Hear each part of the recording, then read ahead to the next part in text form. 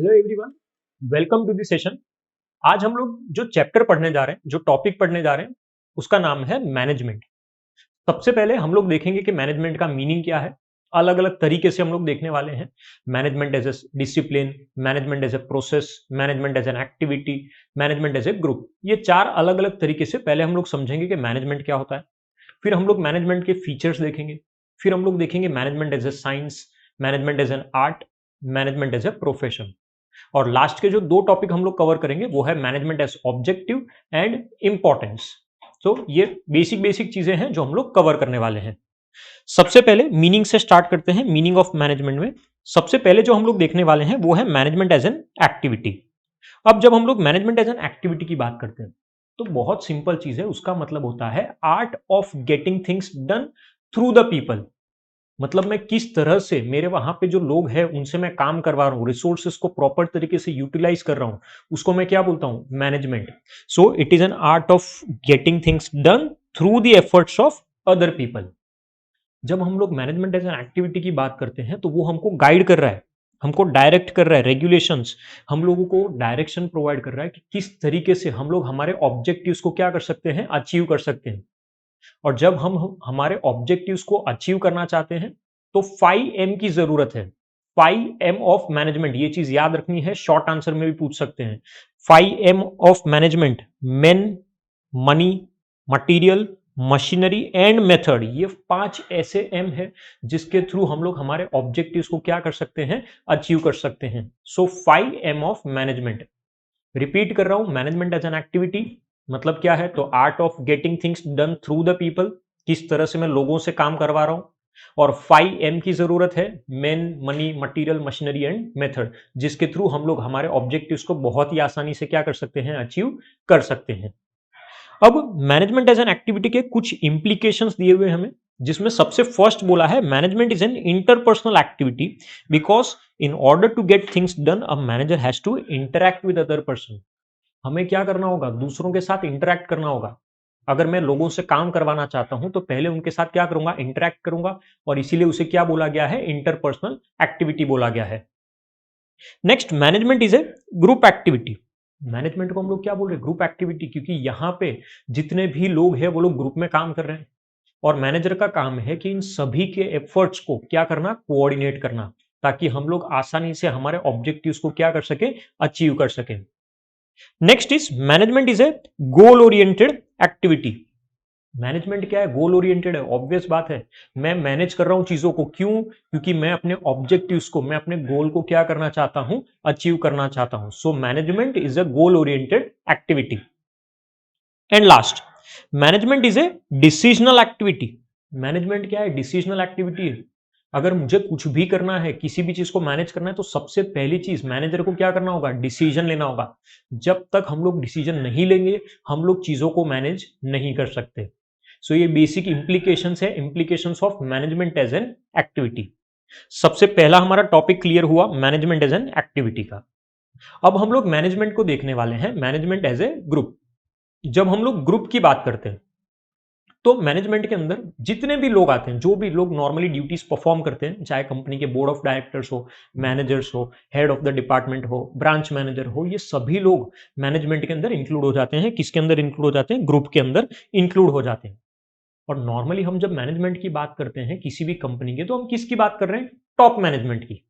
Suppose मैंने कहा the management of TCS is very good, Tata consultancy service का management बहुत अच्छा है। तो मेरा कहने का मतलब है कि जो टाटा कंसल्टेंसी सर्विसेज है उसका जो टॉप मैनेजमेंट है वो बहुत ही अच्छा है। अब जब हम लोग मैनेजमेंट एज ए ग्रुप की बात करते हैं तो तीन अलग अलग तरह के मैनेजर्स होते हैं, जिसमें एक होते हैं family managers, second one is professional managers and the third one is civil servants. तीन अलग अलग चीजें।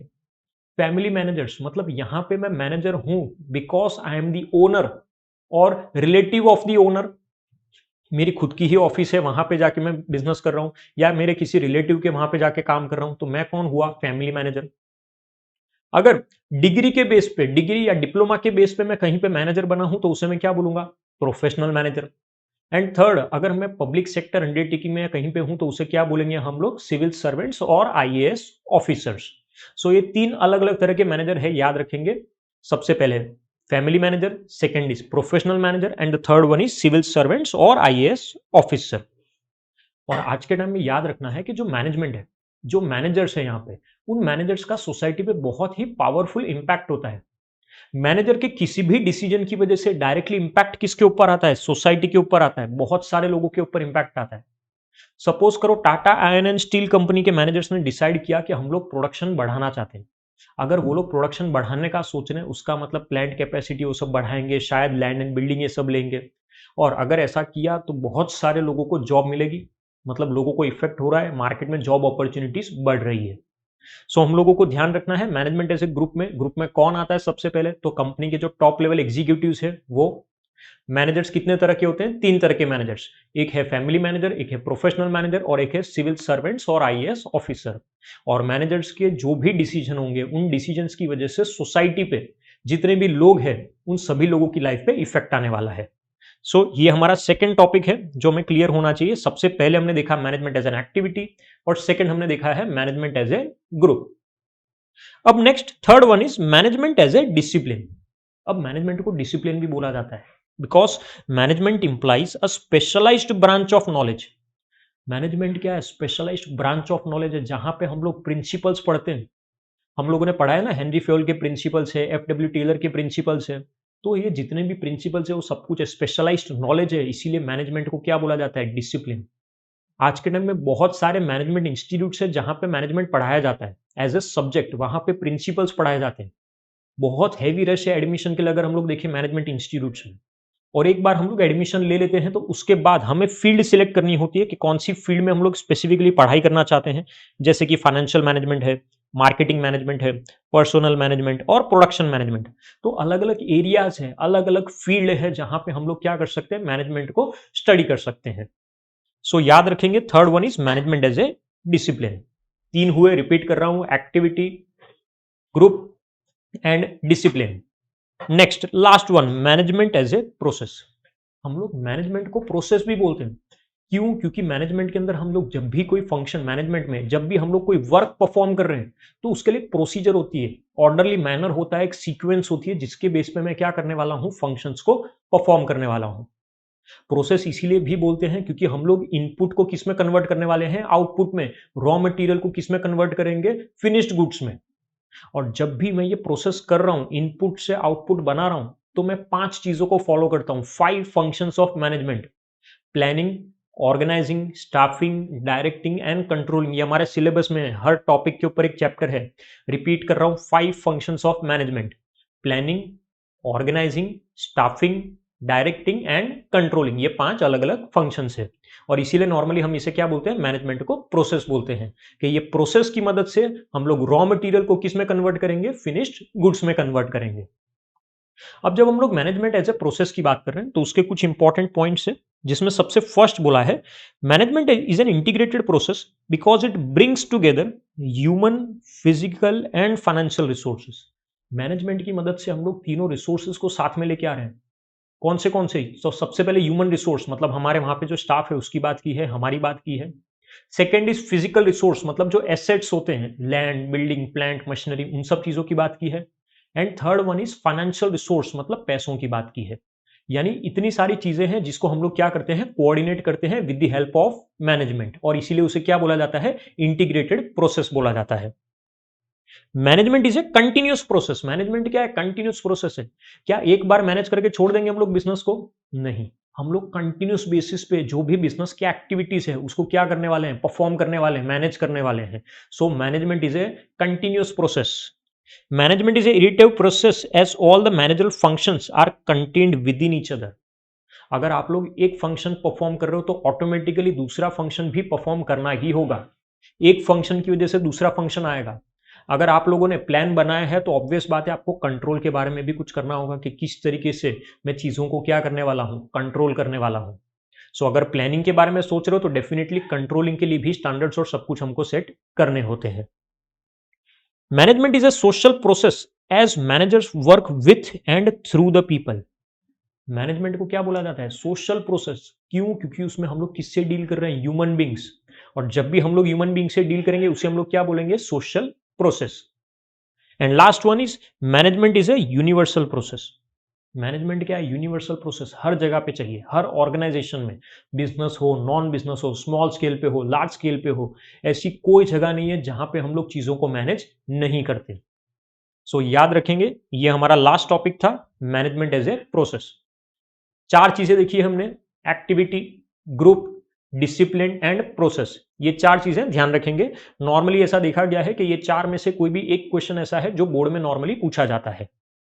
अब मैनेजमेंट के बाद अब उसके कैरेक्टरिस्टिक्स देखते हैं, फीचर्स देखते हैं कि मैनेजमेंट के क्या फीचर्स है, जिसमें सबसे फर्स्ट हमें बोला है management is A goal oriented activity. Management क्या है? गोल ओरिएंटेड है। हम लोग मैनेज क्यों करते हैं? क्योंकि हम लोग हमारे इकोनॉमिक और सोशल ऑब्जेक्टिव्स को अचीव करना चाहते हैं। जब हम लोग मैनेज करने का सोच रहे हैं, ऑब्जेक्टिव अचीव करने का सोच रहे हैं, वेदर सोशल ऑब्जेक्टिव और इकोनॉमिक ऑब्जेक्टिव, तो याद रखना ऑब्जेक्टिव अचीव कितना किया है उसके बेस पे पता चलता है कि हम लोग सक्सेसफुल हैं या फिर नहीं है। अगर किसी भी बिजनेस ऑर्गेनाइजेशन में ऑब्जेक्टिव को अचीव कर लिया, उसका मतलब हम लोग क्या है? सक्सेसफुल है। अगर हम ऑब्जेक्टिव्स को अचीव नहीं कर पाए, उसका मतलब हम लोग सक्सेसफुल नहीं है।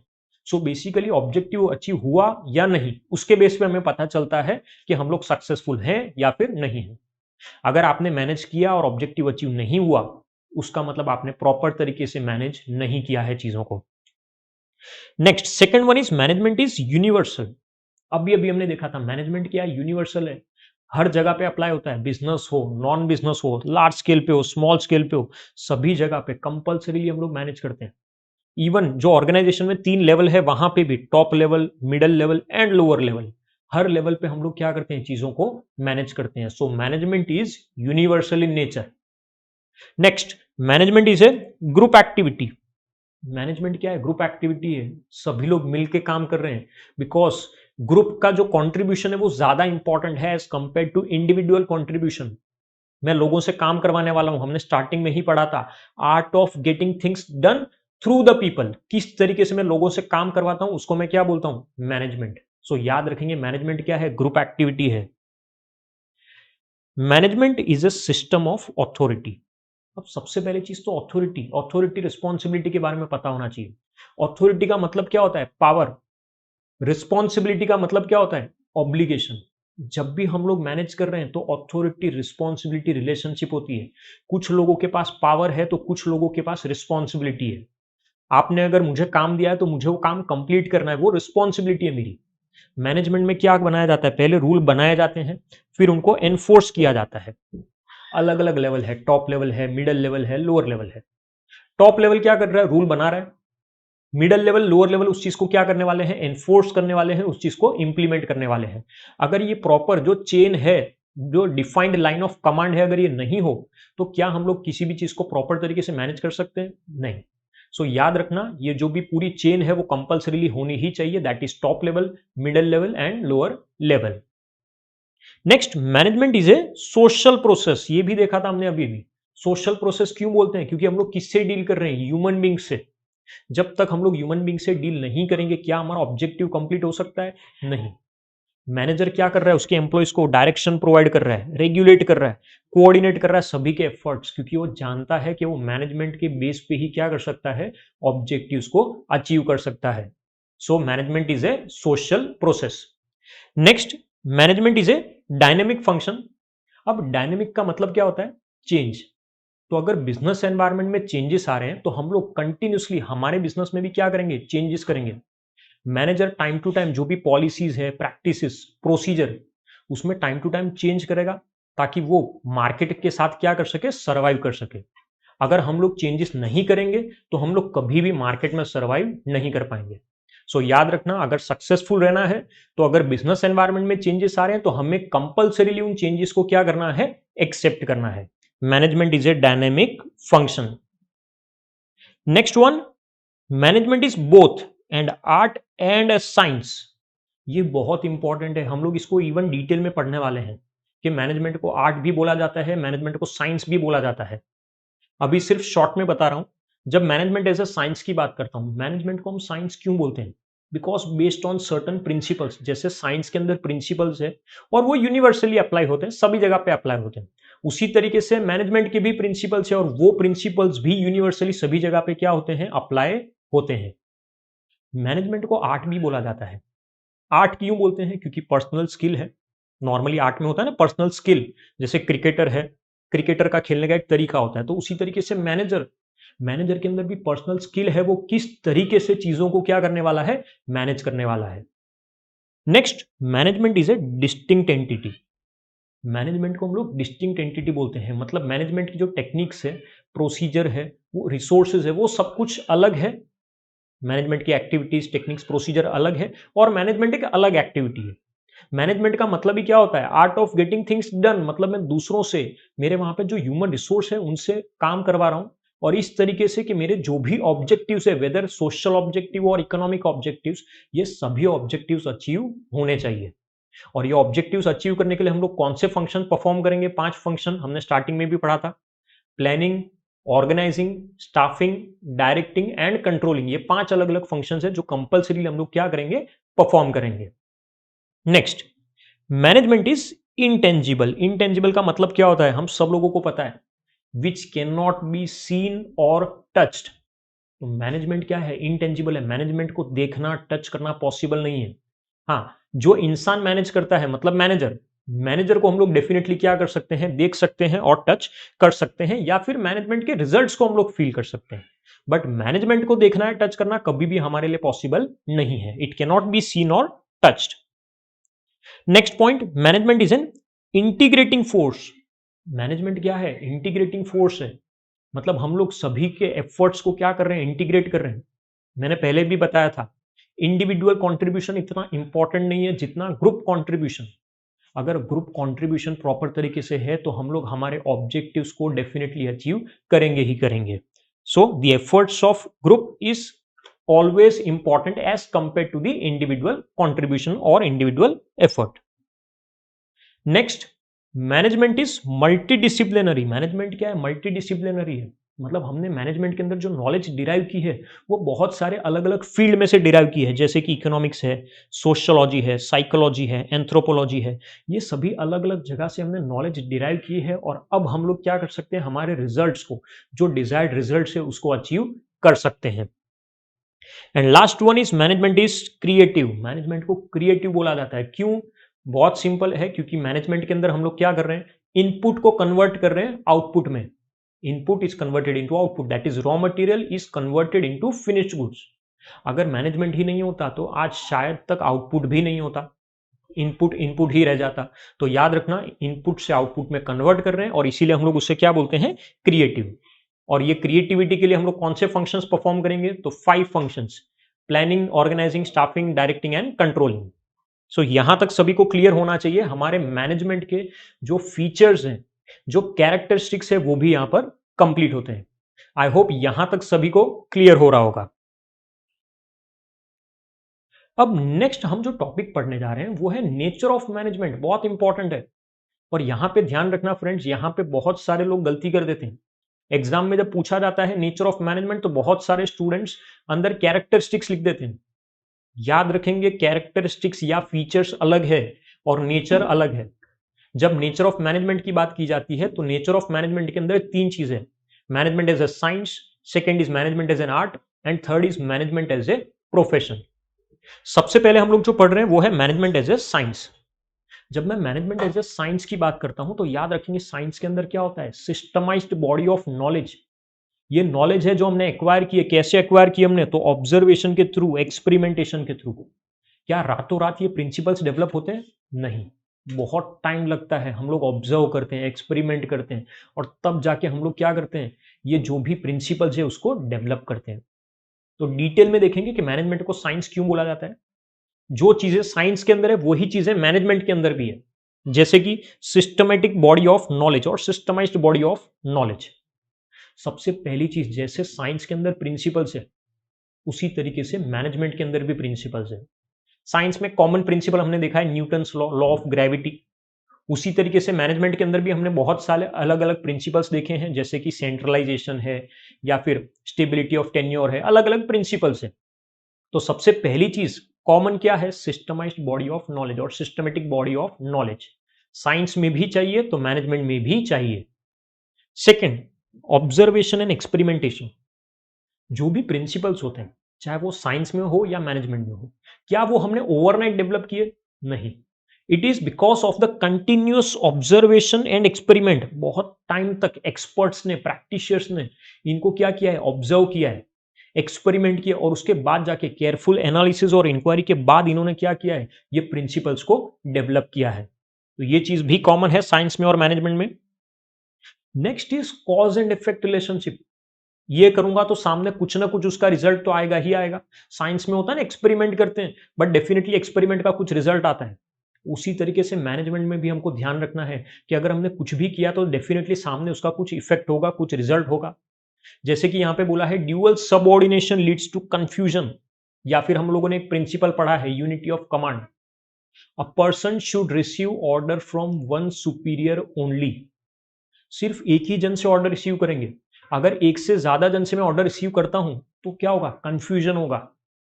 तो कोई भी चीज, कोई भी प्रिंसिपल को अप्लाई करेंगे तो डेफिनेटली उसका कुछ ना कुछ रिजल्ट आएगा ही आएगा। And last one is universal validity of the principle. मतलब ये जो प्रिंसिपल्स है ना, वो यूनिवर्सली वैलिड है। ऑब्वियस बात है, जैसे साइंस के प्रिंसिपल है, सब जगह पे अप्लाई होते हैं। लॉ ऑफ ग्रेविटी सिर्फ ऐसा है कि इंडिया में अप्लाई होता है? नहीं, ऑल ओवर इंडिया हर जगह पे क्या होता है, ये चीज अप्लाई होती है। तो उसी तरीके से जो मैनेजमेंट के प्रिंसिपल्स हैं, 14 प्रिंसिपल्स देखे हमने या 7 प्रिंसिपल्स, वो सभी प्रिंसिपल्स भी क्या है, यूनिवर्सली एप्लीकेबल है।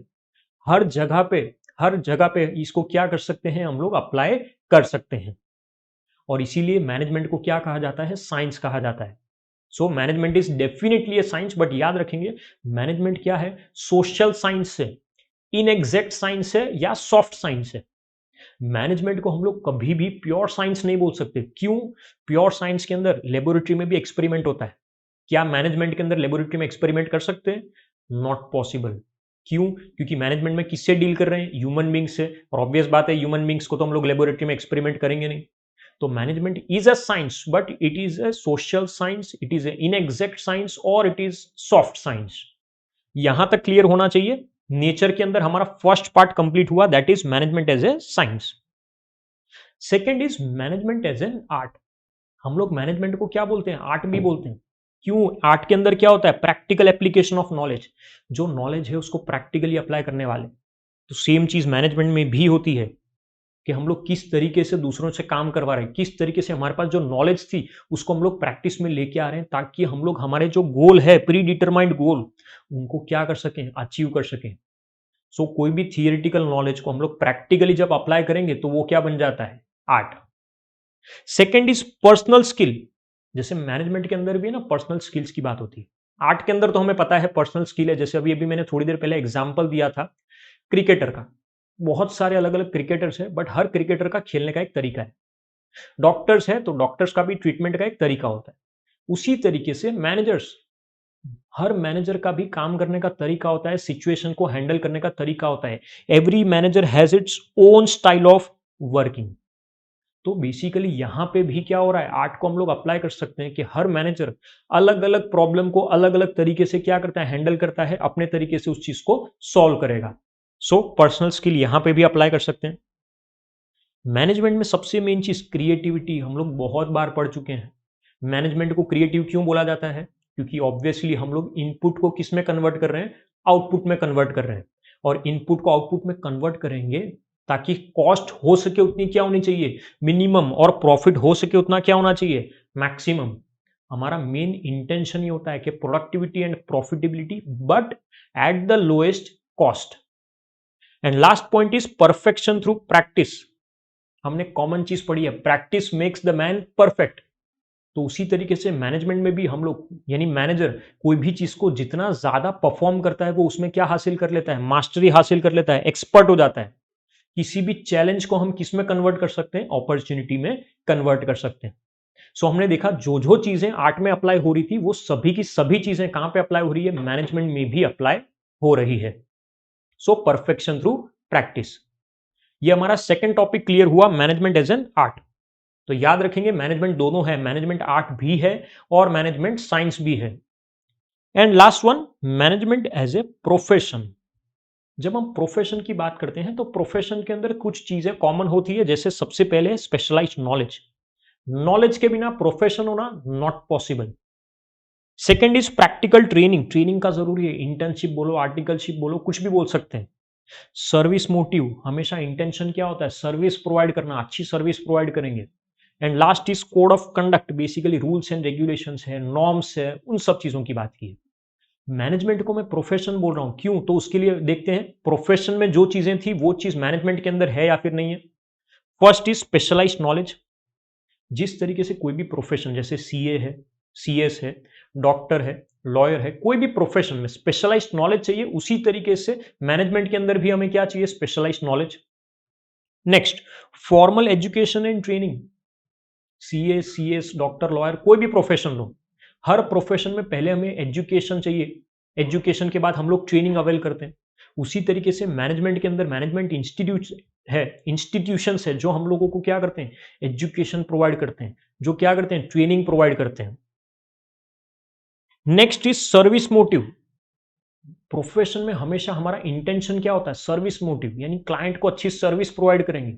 उसी तरीके से मैनेजमेंट में मैनेजर का भी इंटेंशन सिर्फ और सिर्फ प्रॉफिट का नहीं होना चाहिए, प्रॉफिट के साथ साथ उनका इंटेंशन होना चाहिए कि हम लोग क्या करेंगे, अच्छी सर्विस प्रोवाइड करेंगे।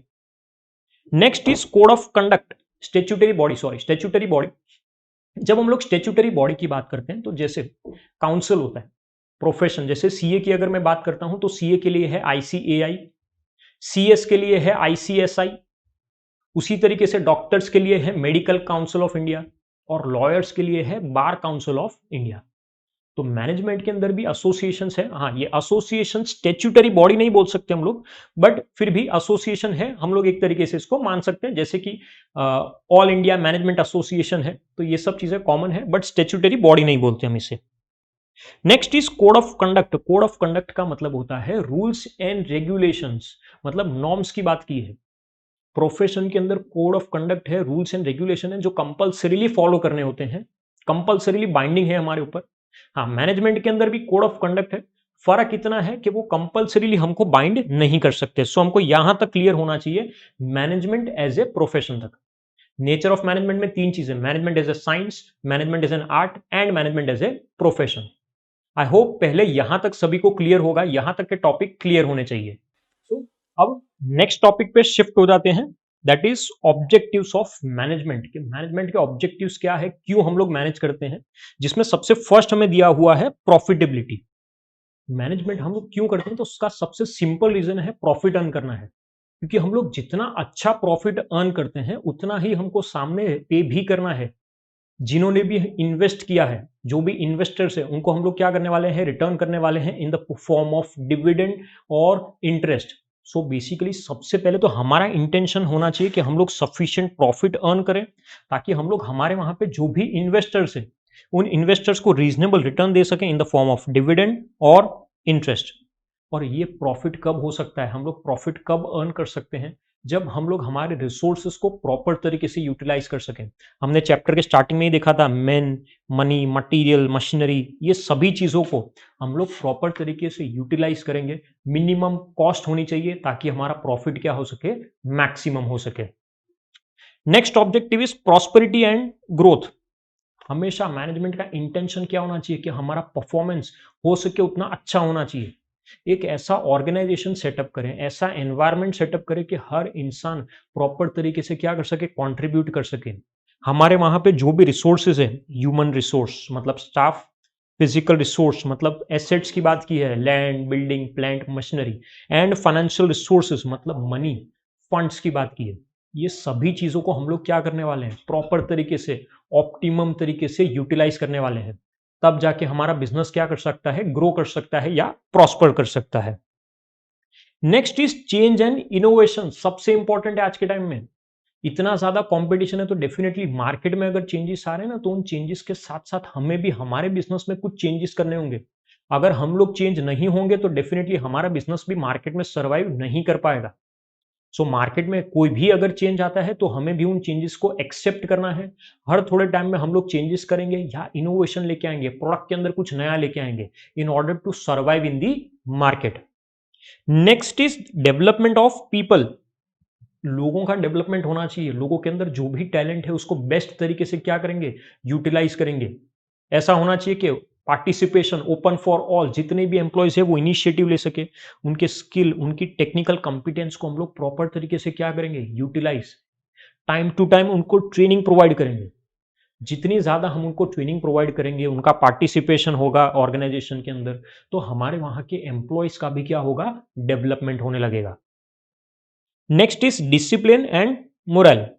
अगर हम लोग डिसिप्लिन की बात करते हैं, मोरल की बात करते हैं, तो बहुत सिंपल चीज़ है। Authority responsibility relationship, who is to report to whom. अगर सपोज मैंने आपको काम दिया है तो मैं देखता रहूंगा, टाइम टू टाइम सुपरवाइज करूंगा, इवेल्युएट करूंगा कि सब चीजें प्रॉपर हो रही है या नहीं। अगर मुझे आपका मोरल बूस्ट करना है तो उसके लिए मैं आपको अलग अलग तरह के इंसेंटिव्स ऑफर कर सकता हूं, वेदर फाइनेंशियल इंसेंटिव्स और नॉन फाइनेंशियल इंसेंटिव्स। तो डिसिप्लिन और मोरल मेंटेन करने के लिए भी मैनेज करना बहुत इंपॉर्टेंट है। Next is rightful decision making. अगर मैनेजमेंट में आज एक चीज सोच के देखो, हम लोग सही डिसीजन नहीं लेंगे सही टाइम पे, तो क्या हम लोग सर्वाइव कर सकते हैं? नहीं। हमारे डिसीजन की क्वालिटी किस पे डिपेंड करती है? मैनेजमेंट पे। जितना अच्छे से मैनेज करूंगा उतना ही अच्छा डिसीजन ले सकता हूं।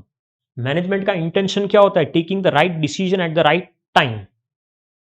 Next one is improving the image. अगर हम लोग हमारे ऑर्गेनाइजेशन की इमेज इंप्रूव करना चाहते हैं तो कैसे इंप्रूव कर सकते हैं? मैनेजमेंट अच्छा होना चाहिए। आज आईसीआईसीआई बैंक है या फिर एक्सिस बैंक है या फिर रिलायंस है, इन सभी लोगों ने खुद की इमेज इंप्रूव की है। कैसे? तो मैनेजमेंट की मदद से। जितना अच्छा मैनेजमेंट होगा उतनी ही इमेज भी क्या होने लगेगी? इंप्रूव होने लगेगी। And last one is quality goods at fair prices. Management का एक और इंटेंशन क्या होना चाहिए कि हम लोग सोसाइटी में अच्छे क्वालिटी के गुड्स प्रोवाइड करेंगे और वो भी लोअर प्राइस पे। मतलब हो सके उतना वेस्टेज क्या करना है, हमें एलिमिनेट करना है। और अगर वेस्टेज कम होगा तो डेफिनेटली हमारी जो कॉस्ट है वो भी क्या होने लगेगी? कम होने लगेगी। तो कॉस्ट ऑफ प्रोडक्शन रिड्यूस हो रही है। And finally last topic of the chapter, that is importance of management. Management क्यों इंपॉर्टेंट है? सबसे पहले अचीवमेंट ऑफ ग्रुप ऑब्जेक्टिव। अगर हम लोग हमारे ऑब्जेक्टिव्स अचीव करना चाहते हैं, हमारे ग्रुप के ऑब्जेक्टिव अचीव करना चाहते हैं, तो सबसे इंपॉर्टेंट है कि हमें मैनेज करना है। जब तक हम लोग मैनेज नहीं करेंगे, हम लोग हमारे जो कॉमन ऑब्जेक्टिव है वो कभी भी अचीव नहीं कर सकते। जितना अच्छा मैनेज करोगे उतना ही आप आराम से क्या कर सकते हो, आपके एम्प्लॉयज को, ह्यूमन रिसोर्स को एनकरेज कर सकते हो। वो बेस्ट तरीके से क्या करेंगे? ऑर्गेनाइजेशन के अंदर कंट्रीब्यूट करेंगे। Next, optimum utilisation of resources. Management क्यों इंपॉर्टेंट है? क्योंकि हम लोग रिसोर्सेस को ऑप्टिमम तरीके से यूटिलाइज करना चाहते हैं इन द राइट प्रपोर्शन। जो भी रिसोर्सेज है, मैन, मनी, मटेरियल, मशीनरी, ये सभी चीजें अगर मैं प्रॉपर तरीके से यूटिलाइज करता हूं ना, तो ही सब कुछ प्रॉपर होगा, परफेक्ट होगा। तो याद रखना, ये सब चीजें, रिसोर्सेज को यूटिलाइज करना हमारे लिए क्या है? बहुत इंपॉर्टेंट है। Next, third one is minimisation of cost. Competition बहुत ज्यादा है, कट थ्रोट कंपटीशन है। और कट थ्रोट कंपटीशन में बिजनेस का सर्वाइवल सिर्फ एक ही कंडीशन पे पॉसिबल होता है, जब हमारी कॉस्ट क्या हो? मिनिमम हो सके उतनी कॉस्ट कम होनी चाहिए, एफिशिएंसी ज्यादा होनी चाहिए। और उसके लिए क्या करना है? तो बहुत सिंपल चीज है, बेटर प्लानिंग। सबसे पहले तो प्लानिंग अच्छे से होनी चाहिए। प्रॉपर तरीके से चीजों को ऑर्गेनाइज करेंगे और ऑर्गेनाइज करने के बाद चीजों को प्रॉपर तरीके से कंट्रोल करेंगे, तब जाके हमारी कॉस्ट क्या हो सकती है? बेस्ट हो सकती है, मिनिमम हो सकती है। Next is survival and growth. बहुत बार हमने देखा है कि मार्केट में चेंजेस आते हैं, अनसर्टेनिटीज है, चैलेंजेस है। तो अगर मैंने प्रॉपर तरीके से चीजों को मैनेज किया है तो मैं उन अनसर्टेनिटीज को सक्सेसफुली क्या कर सकता हूं? फेस कर सकता हूं। जो एनवायरमेंटल चेंजेस है, वो एनवायरमेंटल चेंजेस हमको दोनों ही चीजें प्रोवाइड कर रहे हैं, threats as well as opportunities. Opportunities को क्या करने वाले हैं? ग्रैब करेंगे, और थ्रेट को क्या करेंगे? कन्वर्ट करेंगे अपॉर्चुनिटी में। So survival and growth. Next one is higher standard of living. ये हमने पहले भी देखा था कि हम लोग सोसाइटी में जब अच्छी क्वालिटी के गुड्स प्रोवाइड करते हैं, good quality products at lower price और रीजनेबल प्राइस, तो लोगों का स्टैंडर्ड ऑफ लिविंग क्या होने लगता है? बढ़ने लगता है, जब वो लोग अच्छे क्वालिटी के गुड्स यूज करते हैं। Next is generation of employment. Employment opportunities, आज के टाइम में मैनेजमेंट की वजह से बहुत सारे लोगों को जॉब अपॉर्चुनिटीज मिलती है। यहां पे हम लोग देख सकते हैं, management helps in developing the human resource. Management में लोगों को जॉब मिल रही है वो तो ठीक है, उसके साथ साथ लोगों का डेवलपमेंट हो रहा है। हम उनको ट्रेनिंग के थ्रू डेवलप कर रहे हैं, उनको गाइडेंस के थ्रू क्या कर रहे हैं? डेवलप कर रहे हैं। जितना ज्यादा आपका बिजनेस एक्सपांड होगा या नए बिजनेस एंटरप्राइज सेटअप होते जाएंगे मार्केट में, उतने ही ज्यादा लोगों को एम्प्लॉयमेंट अपॉर्चुनिटी भी मिलेगी। And last one is development of the nation. Nation का डेवलपमेंट होता है, कंट्री का। जितना अच्छे से मैनेज करते हो, बिजनेस को प्रॉपर तरीके से चला रहे हो, कैपिटल को मैनेज कर रहे हो, टेक्नोलॉजी को मैनेज कर रहे हो, उतना ही आपके नेशन में डेवलपमेंट आएगा। और इसीलिए एक लाइन बोली गई है, it has been rightly said that there are no underdeveloped countries, there are only undermanaged ones. कोई भी कंट्री अंडर डेवलप्ड नहीं होती, सिर्फ अंडर मैनेज्ड होती है। अगर प्रॉपर तरीके से मैनेज करोगे तो डेफिनेटली उस कंट्री के अंदर डेवलपमेंट आएगा ही आएगा। सो ये हमारा टॉपिक यहाँ पे कंप्लीट होता है, that is importance of management. और हमारा चैप्टर यहाँ पे फाइनली कंप्लीट होता है। आई होप सभी को चैप्टर क्लियर हुआ होगा। किसी को भी अगर कोई भी डाउट है तो डेफिनेटली आप लोग मुझे कांटेक्ट कर सकते हो। मैं आपके जो भी क्वेरीज है, जो भी डाउट्स है वो सॉल्व कर दूंगा। Thank you everyone.